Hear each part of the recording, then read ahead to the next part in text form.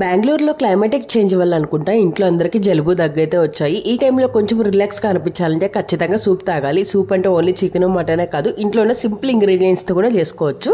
First ప్యాన్లో కొంచెం నెయ్యి వేసుకొని వెల్లుల్లి అయితే కంపల్సరీగా వేయాలి. దీనివల్లే మనకి ఫ్లేవర్ బాగుంటుంది.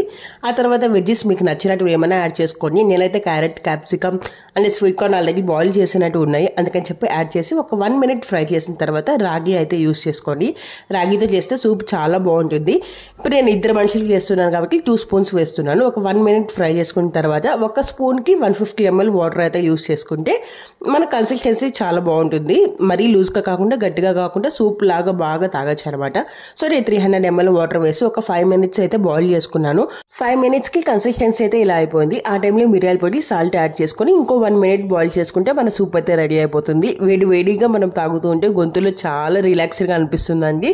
సో ఈ క్లైమాటిక్ చేంజ్ వల్ల చాలా మందికి ఇలానే ఉంటుంది కదా. సో ఒకసారి ఇలా ట్రై చేయండి. ఎలా వచ్చిందో కమెంట్స్లో షేర్ చేసుకోండి. వీడియో నచ్చితే లైక్ అండ్ సబ్స్క్రైబ్.